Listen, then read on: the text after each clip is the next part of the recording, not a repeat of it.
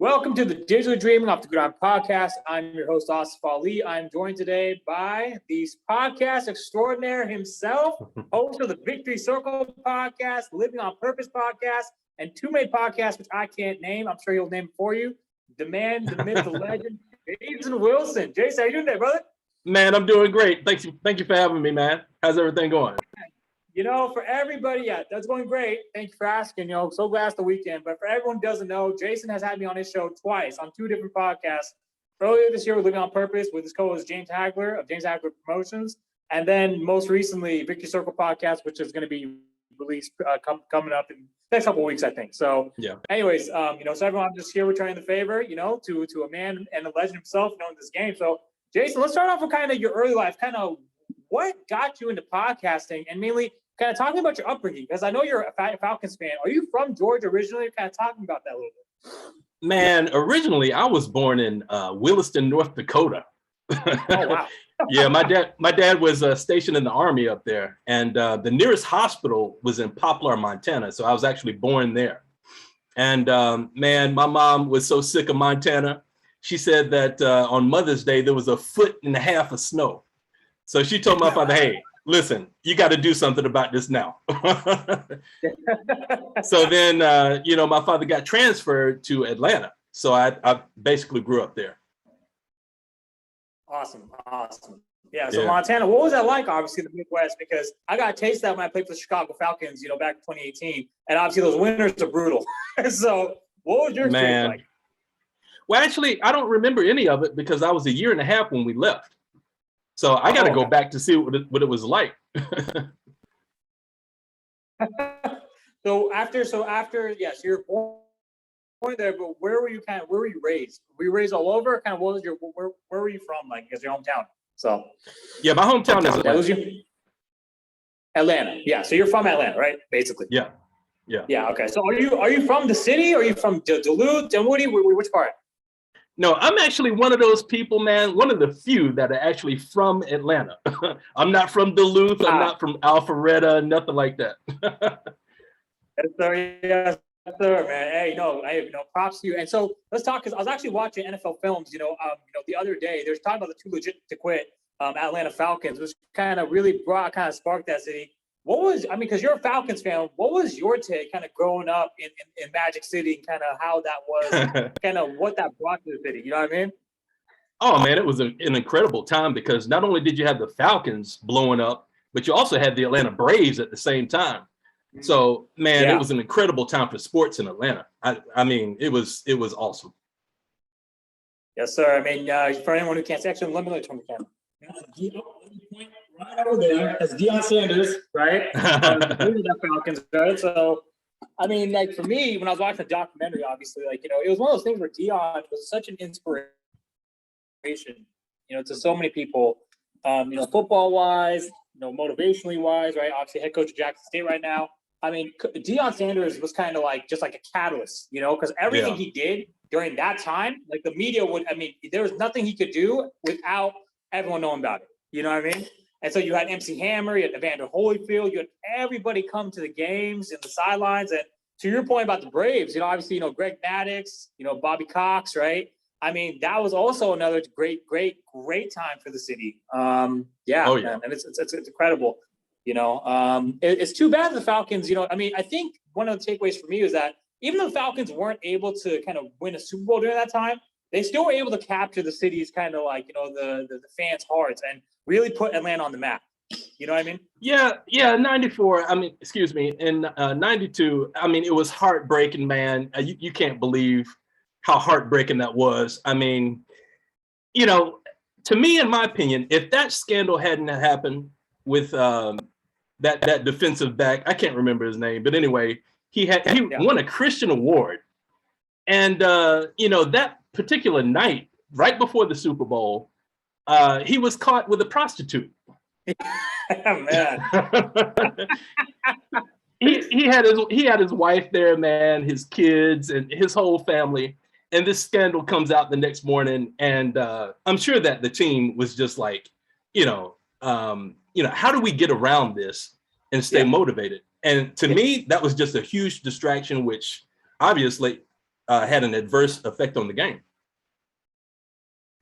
Yeah, absolutely. Absolutely. No, it definitely did. And, I think one of those things is just like, it wasn't just like the Falcons when they played the Broncos years later, right, in 99, but also when, when I saw kind of history repeat itself when the Raiders went to go play the Buccaneers a couple years later, and then Barrett Robbins, I think was the center, right? I mean, he basically got chewed up by Coach Callahan, and Tim Brown went on record a few years, a few years ago. Tim Brown went on record and said, Callahan basically kind of messed up his psyche, and sometimes we talked about that when I was on your show, about mental health, right? I mean, sometimes it doesn't even take retirement to have mental health issues. Sometimes it happens in the player's career where it's like either a coach pushes them or just like, because football is such a physical game, number one, right? And number two, guys have to get an edge. They have to also kind of decompress too. So whether it's a prostitute, whether it's, kind of just abandoning your team for a few nights, whatever it is,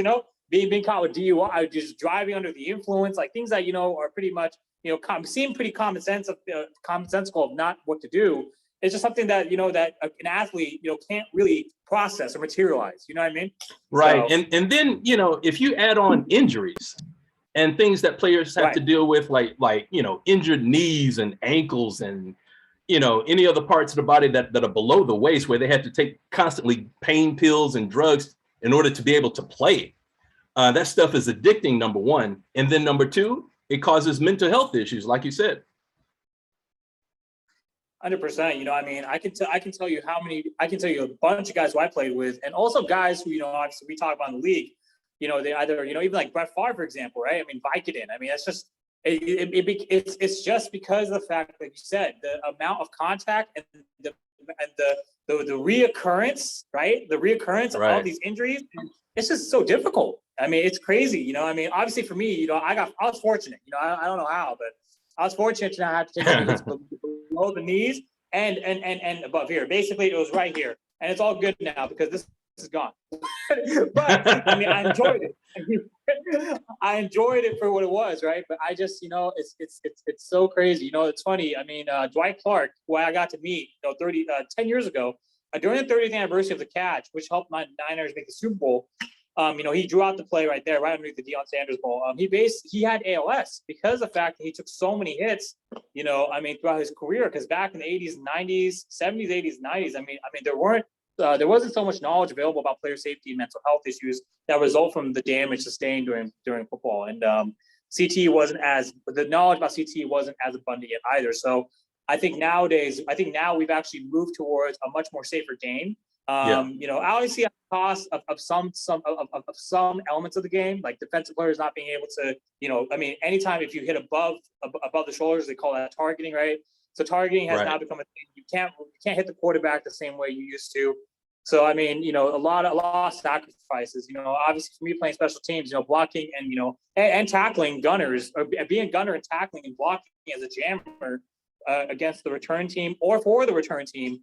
That's something that, is pretty critical. And, obviously the way that we have to hit when you're spraying down the field full speed, it really it's difficult to really kind of time your step and slow down when you're going full speed momentum to make sure that you aren't within that targeting zone, So it's give and take.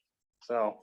Well, thank God, man, that the game has changed, that they changed some of the rules of the game so that it's not so violent, man, on those hits. You remember that show, Jacked Up? Oh my God!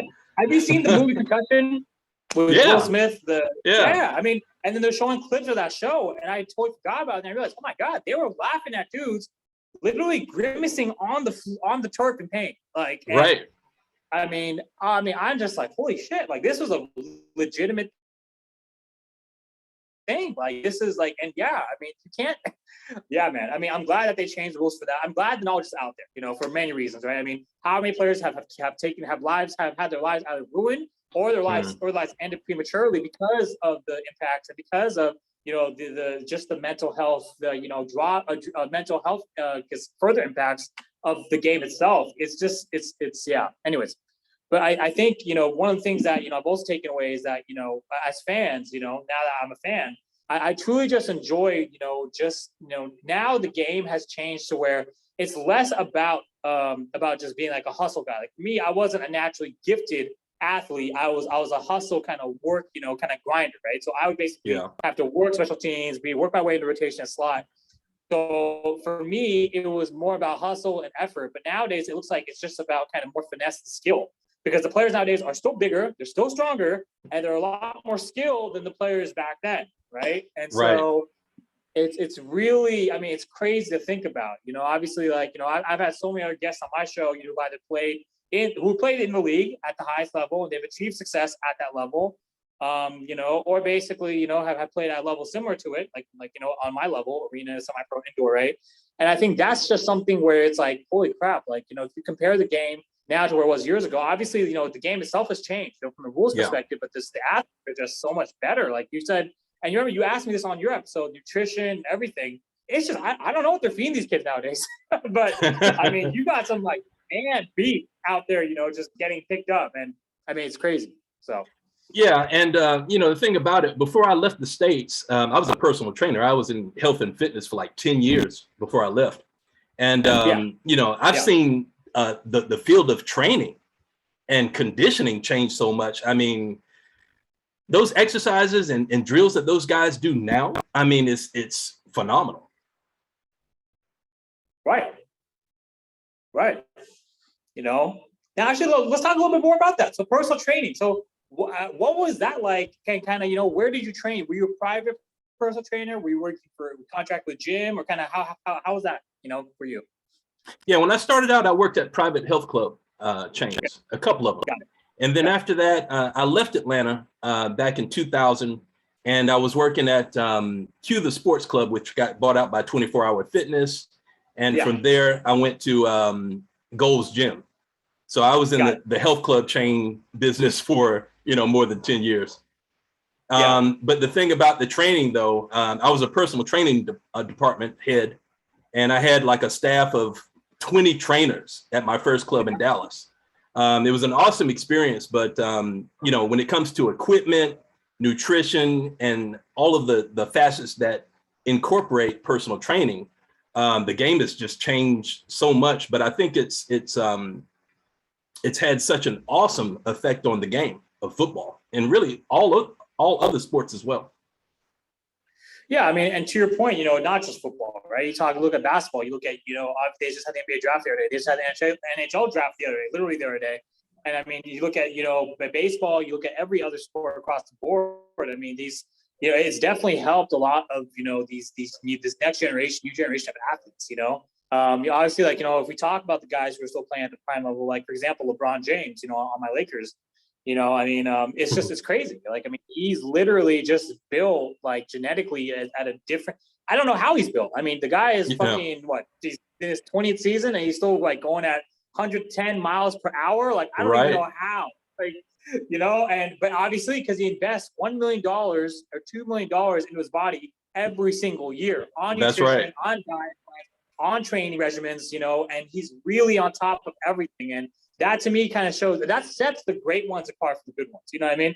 Like, if you want to be truly great at your craft, especially as an athlete, you really have to put time and invest time. And this, into your body, into your craft, into your routines. For this example, this guy right here, right? The original, kind of the greatest Laker of all time, arguably. Yeah. Like, I mean, he literally just like, he talked about how he laid off the sweets. He ate lean meats. He laid off the sodium. I mean, it's remarkable. It's remarkable. And you turn out to a 20-year career. So, speaking of the Lakers too, man, Kobe was so mad at Shaq. And I understand it, man. Shaq didn't take care of himself in the offseason. That brother went to Disney World with the family, ate whatever he wanted to eat, and came back overweight and, put all the pressure on Kobe. So I completely understand. Yeah, and you see, to kind of my earlier point about natural athleticism, right? Shaq was a naturally gifted athlete. He just had it, to where he could kind of come into training camp, out of shape, slouch, or as Kobe said, slouch, right? And basically, like, and Kobe was right to get on him, because Shaq knew that he was so gifted, he could literally, because Shaq said himself, right? He literally could take the shortcuts that other players can't take, right? Right. He doesn't have to worry about his diet. He doesn't have to worry about, training the gym 10 times, I guess 7 times a week, for 10 hours a day if needed, right? He doesn't have to do the other little things, because of the fact that he was already just this natural circus freak, and he was the most dominant force arguably history for a 3 to 4 or 5 year span. So obviously when Kobe, like, you know, on the other hand, who was like not the first overall pick, he was a high pick, but 13th overall pick, who had to kind of work a little bit hard because he, you know, he didn't have, like, for example, Jackson his hands, right? He didn't have like the Michael Jordan, like those mitts, right? He had to kind of like, you know, hit smaller hands, but he worked on everything and he just took his regimen so seriously. You know, saw Shaq kind of, you know, coming into camp like this. I mean, I mean, you're both co-captains of the team.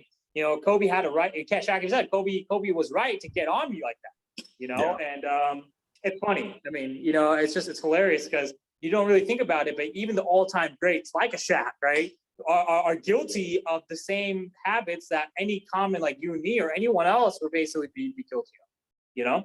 So yeah.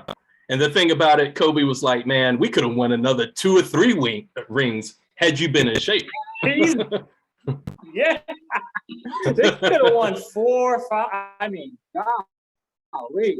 I mean, sky's the limit. You know, had the feud not kind of like broke them apart, we may be talking about like the greatest dynasty of all time with Kobe and Shaq. Obviously, the greatest 2-man dynasty, in my opinion, Kobe and Shaq. You know, with the exception of MJ and Pippen. But MJ and Pippen, obviously, I mean, that was kind of more. I don't look at it it isn't just MJ and Pippen. Obviously, we got Scotty Pippen right here, so that you can't see, unguarded, right? Signed by Scotty Pippen, man. So that's my guy right there, right? So I mean, you know, obviously, you know, Scotty, you know, was also kind of like he had to work to figure out kind of where he would fit, and he took everything seriously in the NBA. Like, you know, because, you know, but the thing is that, you know, what he said in his book, which I thought was so true. I mean, when you're an athlete going to the draft, you are pretty much the best at your position in your college, in your conference, right? But then when you get to the draft, you are surrounded by everyone else who is also the best in their college, in their conference. So it's a rude awakening at that point, because you're like, holy shit, like, you know, I mean, I could tell you, like, even for me, just going straight into JUCO without having played high school, like, I mean, it's all the all-stars from the high schools who are trying to get the D1 scholarship. And at the D1 level, like, I mean, you ask any guy who played D1 or NFL, it's all the guys who are the best, you know, and got to D1, and now you are the best, and you gotta beat them out, you know. And then after that, the NFL, right? It's the best of those best. You know what I mean? So, and even the AFL, it's crazy, and USFL too, right? Now, and they just wrapped their season, right? So, I mean, it's just, you really do have to take into consideration your body, your nutrition, your lifestyle habits to really become the best you possibly can be. You know. But you know what, man? I got to say this about Scotty, man. He was physically gifted. He took care of himself, and he played at a level, to me, that was almost the same as Jordan, man. Jordan couldn't have won all those. In my opinion, too. What I did not know until I read the book, Scotty Pippen made the playoffs 16 years straight. Yeah. So consider that. He came to the league in '87. Jordan had made 11 straight runs. That means he made it 5 straight years after leaving the Bulls and Jordan. Right. Yeah. That's ridiculous, you know? Yeah. But what was also ridiculous, though, man, was his pay. I mean, I don't understand why the Bulls treated him so badly when, you know, he was basically the number 2 man on the squad, you know? I mean, yeah, I mean, I think ultimately, you know, I mean, we saw The Last Dance, and you saw, you know, but I mean, it was better for me to read the book, because the book was kind of a response to The Last Dance. So in Scotty's own words, he basically said he didn't regret his decision, you know, to sign the contract. But I mean, because his brother was disabled and he grew up in poverty down in Arkansas. And, you know, there's a lot of the situation, some of the things we still see today, you know, the racism, segregation, it's still there, right? Right. And he basically talked about it from the perspective of, you know, his family trying to get his brother, who's disabled, his father, you know, out of that house into their own house, because he promised his mom, you know, that he'd get her the house. And Reinsdorf and Krause, I think it's Krause's fault. It's Krause's fault that he had the clause that said, once you sign this extension, there's no renegotiating your contract until your contract is done. And yeah, they did tell him that. Yeah, they did. And, you know, and that is the biggest pitfall of so many athletes, to not read that fine print, you know? Yeah. I mean, man, I really don't know why they disrespected him, you know, so much. But, you know, that's also why the Bulls kind of imploded, you know, after the 6th championship run, The Last Dance, you know, I mean, Krause, obviously, his ego, you know, so. That's true. Yeah. In my opinion, man, it was all Krause's fault. Yeah. There's no fucking debate on it. Yeah, there's no No, debate on that, in my opinion. No, there no. really is, because when you think about it, I mean, look at it. The Bulls had the core squad. They had Jordan, they had Pippen, they had everyone else. They had Phil Jackson, the greatest coach of all time, just by championships.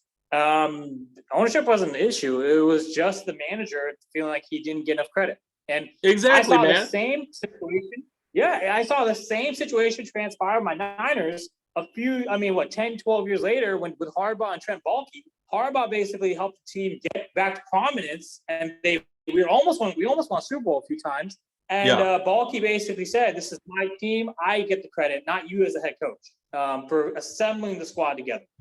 And that is just really why the Niners kind of went down the tank. Obviously, we're back in it with Kyle Shanahan, but I mean, it's just, I mean, golly, like, what the fuck? I mean, it's a team. Like, ultimately, the manager's like, I was the GM. You know what I mean? So, like, whether or not I get credit for anything that, the team did, I mean, if the team wins, I look good, whether or not they're saying my name or not. I don't give a shit. Like, but I think ultimately at the highest level, sometimes it's an issue for these guys because they want their names in the press for whatever reason, because I don't know. So anyways. Yeah. I mean, I can understand the fact that he wanted credit, but that doesn't give you a right to make everybody else on the team feel bad, like you're responsible for those championships and they didn't even play. You know what I mean? That's what I understand. Because if you didn't play, then what are you complaining about? I mean, you're getting paid. I mean, a lot of money. So, right. But yeah, man, I just I mean, I don't understand it. But I mean, that's just one of those things. But yeah, so actually, let's talk about kind of, you mentioned it. Obviously, you're not in the States, so tell the viewers and listeners where you are, and talk to me about kind of when did you go, and and how has it been for you since you left? Oh man, I came down here to Colombia. So I live about 4 hours outside of Bogota, Colombia. And so I left back in 2002, man. And at that time, the only thing that you could see in the media was kidnappings, bombings, drug invasions, and all kinds of stuff. Pablo Escobar. That's the only thing that you saw on the internet, right? And so I met my ex-wife in Atlanta. And she told me, she said, Jason, don't pay attention to everything that you see in the media. It's not like that here. Come down, see what it's like, and you can make a decision from there. If you want to stay, you can stay, and if not, you can go back home. I said, okay, great. So I got down here, man, and found out that it was absolutely nothing like what they said in the media. Right. Yeah, I mean, a complete lie in the media. So you just have to come down and see what it's like. It's the most beautiful country that you've ever seen. As far as retirement goes, man, it's an ideal retirement spot. You see a lot of Americans retire in Cartagena, Santa Marta, Medellin. Those are the main places that you see a lot of foreign people from the States and other countries, especially in Europe too. And then beyond that, man, the women, if you want to get married, this is the ideal place.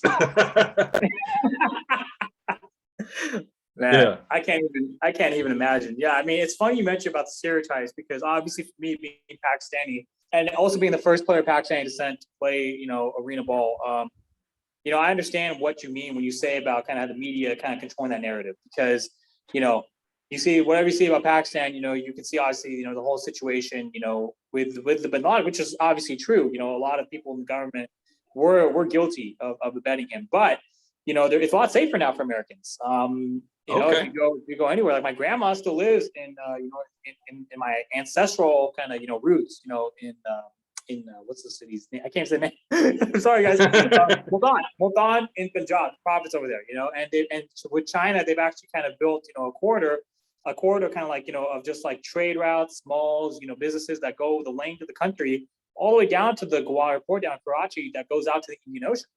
So I mean, it's true. And now obviously I've been to Morocco a lot of times the past couple, over the past 2 years, just basically, doing some work over there football wise. And, like you said, I mean, just kind of, really expanding my boundaries. And, I really feel like, yeah, and I really feel like what you said, it really holds true, because I've also watched a lot of new shows on Netflix. I saw one show called Wild District. And, even though it showed much kind of like, like the gangs, all that stuff, but really it was about, kind of how I just noticed how similar Colombia was to the US in terms of kind of Like, they have so much infrastructure, and Bogota is like New York City, right? From what I saw, right?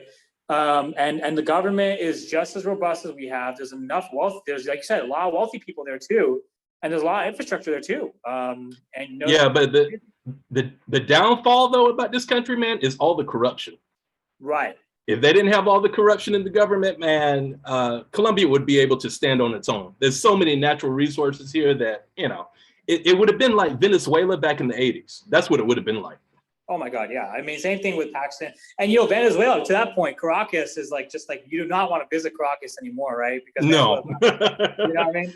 And it's crazy. I was watching another show on Netflix. It was a telenovela, False Identidad. It's a Mexican show. And it's crazy because, like, Mexico as a government, they're very similar to the American government and how they treat illegals. Like, a lot of like migrants from Venezuela, if they come to Mexico and they enter illegally, they get deported. Like, right. And Mexico City, just like New York City, right? And GDL, I have a lot of coworkers from there too, my current field in IT.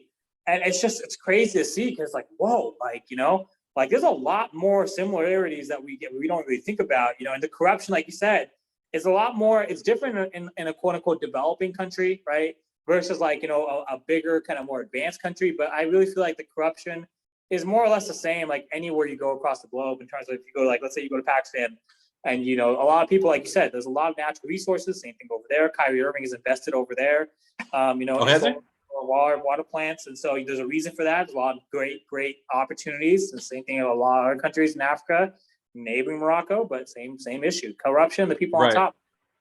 People on top and the corruption of those people on top making those decisions.